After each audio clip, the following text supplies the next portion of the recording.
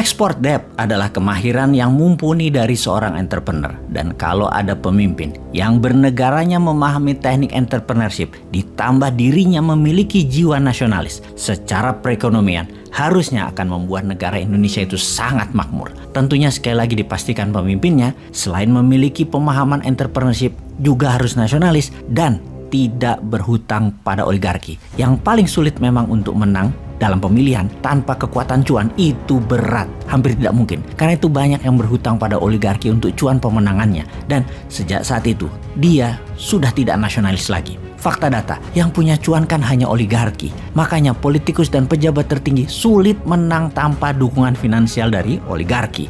Itu adalah fakta. Selama oligarki jadi bohir dan jadi sponsor, maka rakyat selamanya akan jadi penonton dan hanya jadi pasar. Saat ini, para calon yang ada semuanya adalah birokrat. Tidak ada yang berangkat dari entrepreneur nasionalis tanpa aliansi politik oligarki. Para birokrat ini menjadi terkenal karena pakai anggaran Pemda dan anggaran pemerintah pusat. Pakai bayar wartawan dan orang media yang dibayari pakai pajak rakyat. Yang murni swasta tidak akan kuat duitnya untuk membuat acara peresmian-peresmian tersebut. Jadi menjadi birokrat sungguh bukan jalan satu-satunya untuk menjadi pemimpin bangsa. Harus dibukakan jalan lain, dari akses lain, dari alternatif lain. Misalnya begitu zero threshold, pasti puluhan kontestannya, dan ketika masuk top 5 barulah partai politik memetiknya. Jadi adakan dulu konvensi nasional, non partai, murni individu calon tersebut dipajang dulu di etalase, duel konsep, duel visi misi, duel kapasitas, duel kapabilitas. Nah,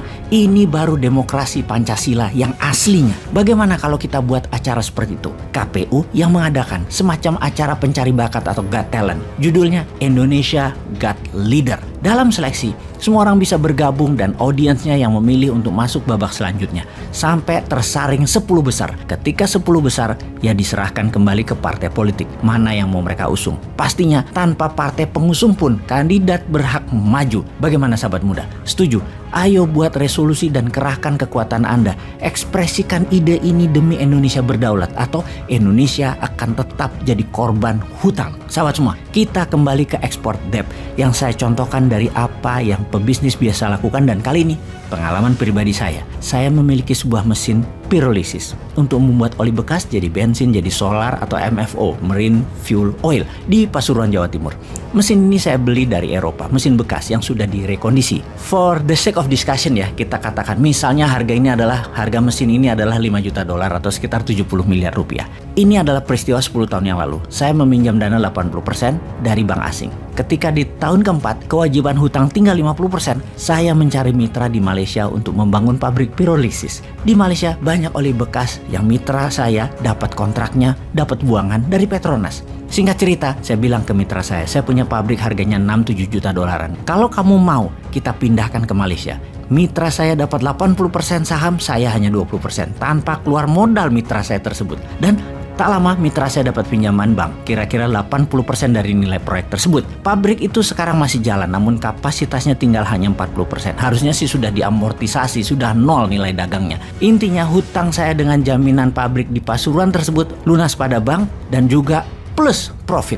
Masih punya saham 20% lagi di Malaysia. Kali ini yang berhutang adalah mitra saya yang di Malaysia.